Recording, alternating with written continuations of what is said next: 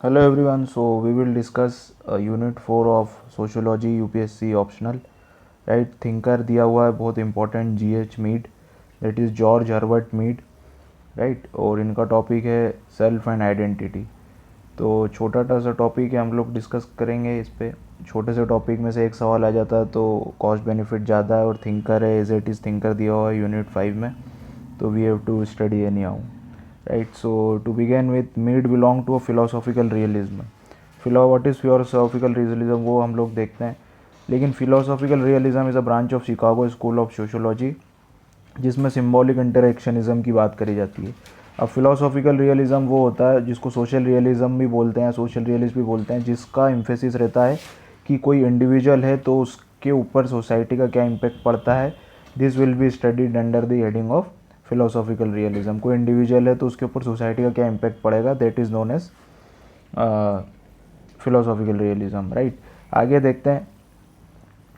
George Herbert Mead ने एक book लिखी थी, बुक को याद रखना है, माइंड, सेल्फ एंड सोसाइटी। इसके अंदर इन्होंने बहुत ज़्यादा डीपली स्टडी करी और इंडिविजुअल को, माइंड को और सोसाइटी को ये आपस में कैसे कनेक्टेड हैं और कैसे कॉन्शियसनेस और कैसे मेंटल स्टेट्स डेवलप होता है सेल्फ के साथ, वो सारी चीज़ें डिस्कस करी। वो क्या क्या होता है, आई सेल्फ, वो हम सब टेक्निकल अभी आप समझ ही लेंगे।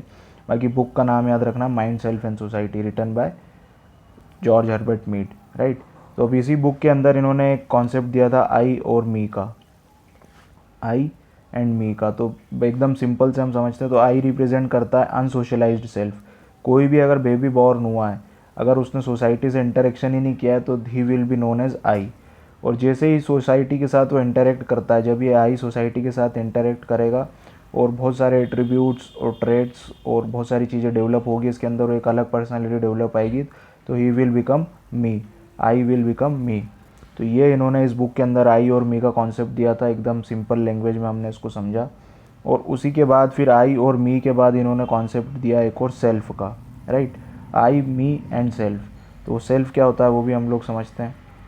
अब सेल्फ क्या होता है कि ओवर द पीरियड आई और मी, आई मैंने आपको बताया कि आई जो रहेगा वन सोशलाइज रहेगा, and I will when socialized and society started addressing the I और मी, और सोसाइटी उसके ऊपर जो जनरल रूल्स रहते हैं वो अप्लाई करने लग जाती है, राइट? इवोल्यूशन करने लग जाती है मी के ऊपर, तो आई विल बिकम कॉम नोन एज सेल्फ, राइट? तो सिंपल अगर और मैं बताऊँ तो आई सबसे पहले आता है, आई इज़ अनसोशलाइज्ड, फिर और थोड़ा सा सोशलाइज्ड होगा तो वो मी होगा सोसाइटी से, फिर society when starting evoluting individual on the basis of general rule. जो एक सोसाइटी में जनरल रूल होते हैं वो सब जो कि सबके ऊपर लागू होते हैं वो मी के ऊपर भी लगने लग जाएंगे, तो me will become known as self, right? तो एकदम सिंपल समझो में हमने ये समझा।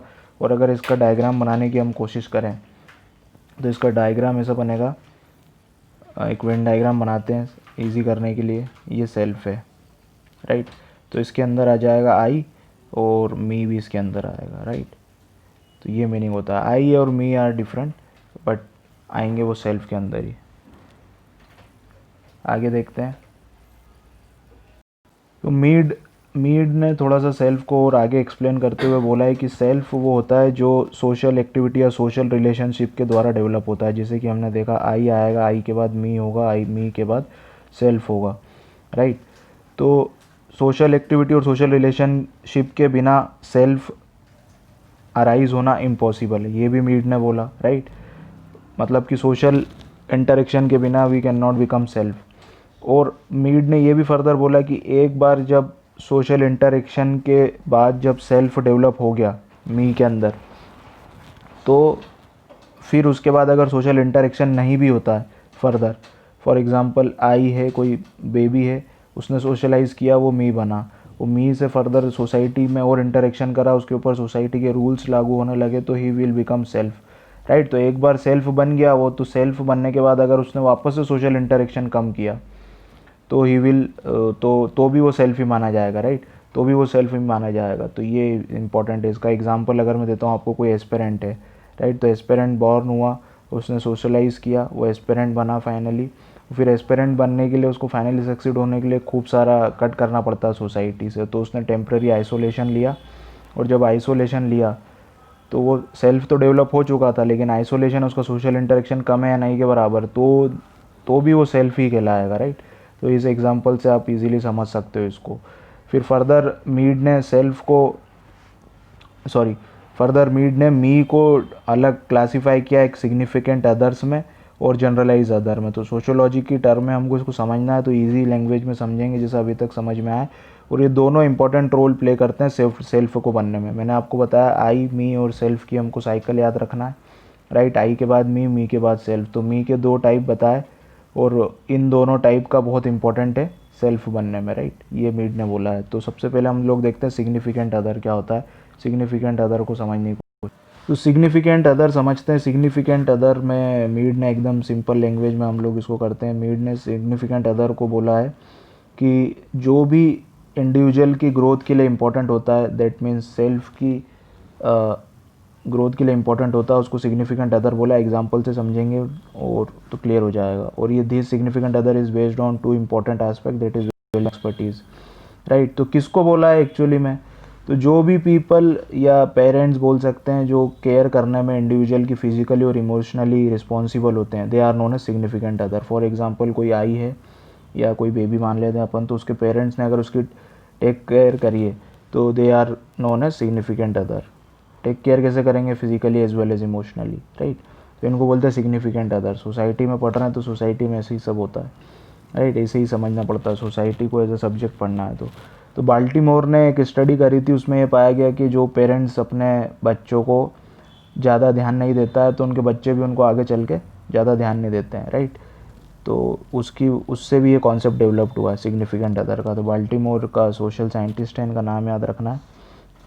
ऑन दी अदर एंड फिर जनरलाइज्ड अदर क्या होगा। एक हमने सिग्निफिकेंट अदर देखा, तो जनरलाइज्ड अदर क्या होगा, तो वो लोग जो चाइल्डहुड के टाइम पे ज़्यादा ध्यान नहीं देते हैं, does not play any important role in the process of development of self at initial stage, they are known as generalised other, right. और जनरलाइज्ड अदर को भी 3 स्टेजेस में मीड ने एक्सप्लेन किया है।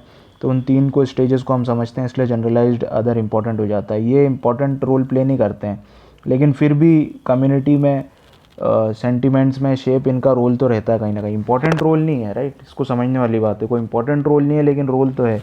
तो इनको 3 स्टेजेस में पढ़ते हैं, stages of imitative act, play stages और playing at a role, game stage और रोल प्लेइंग, राइट। तो एक एक करके हम लोग इसकी स्टेप समझते हैं। सो 3 स्टेजेस बताइए इसके अंदर, राइट। तो जनरलाइज्ड अदर मैंने आपको बताया कि ये कोई इम्पोर्टेंट रोल प्ले नहीं करते हैं, लेकिन with the passage of time इनका रोल इंपॉर्टेंट हो जाता है डेवलपमेंट ऑफ सेल के अंदर, राइट। आई, मी और सेल्फ पे पूरा कॉन्सेप्ट चल रहा है, मैंने आपको बताया तीनों क्या होते हैं।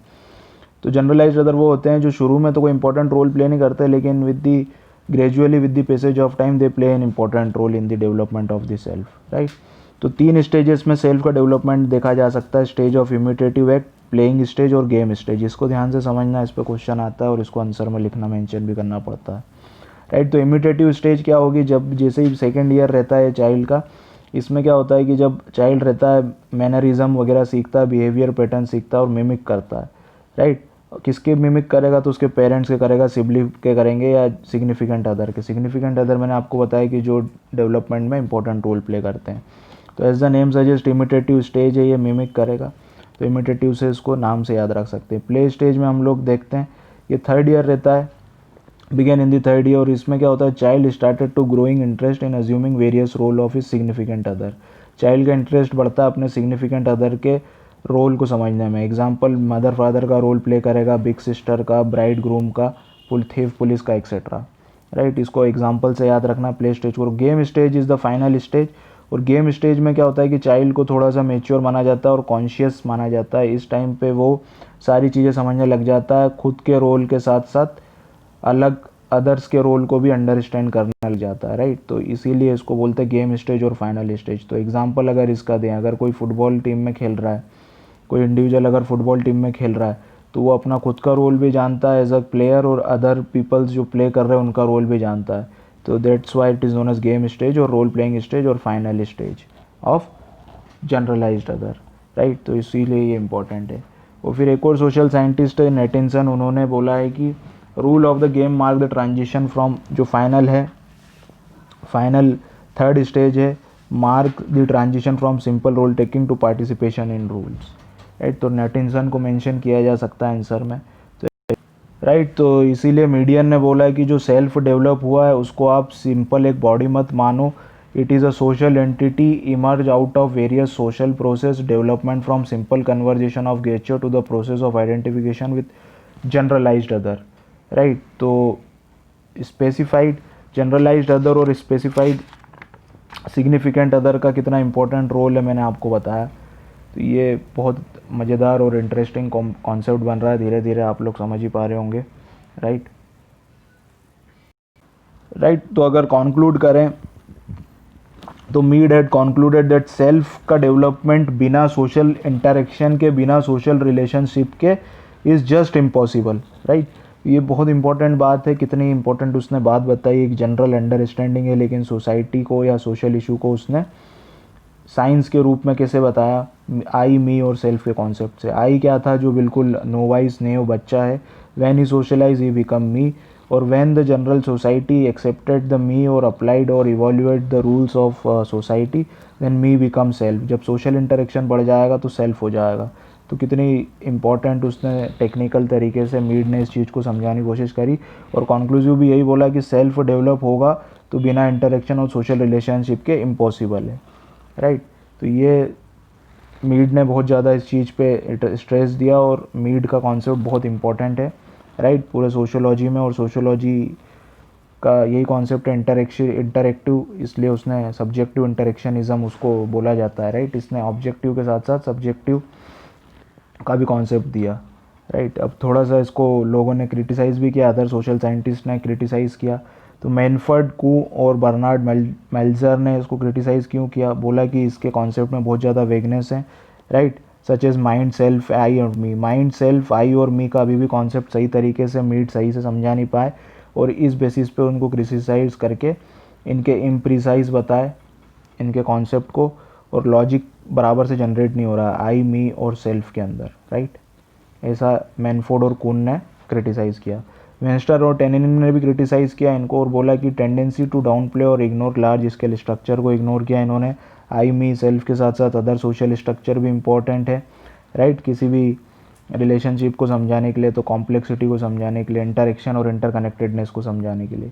पेट्रास ने भी क्रिटिसाइज़ किया मेडियान थ्योरी को, क्योंकि पेट्रास बोले कि इन्होंने मीड ने important factor such as unconscious और इमोशन की तो कहीं बात ही नहीं करी। जब आप इतना सब्जेक्टिव जा रहे हो, आई मी सेल्फ और सोसाइटी में जा रहे हो, तो पेट्रास ने बोला राइट कि अनकॉन्शियस और इमोशन की भी तो बात कर दो, थोड़ी सी मोटिव और इंटेंशन और एस्पिरेशंस की भी तो बात कर दो। तो ये सब बात ही नहीं करी इसने। पीटर हैमिल्टन में भी इन्होंने खूब क्रिटिसाइज़ किया। पीटर हैमिल्टन ने बोला कि ये बहुत ज़्यादा ओवर ऑप्टिमिस्टिक है, और contemporary men's capacity for reflect he may have also been unrealistic और नेव बताया इनको। बहुत प्रैक्टिकल अप्रोच कम लगी मीड की पीटर हैमिल्टन को, तो उस बेसिस पे इन्होंने इसको क्रिटिसाइज़ किया। In regard to device categorize and habit of thought and whole constant the self realization process of ordinary man.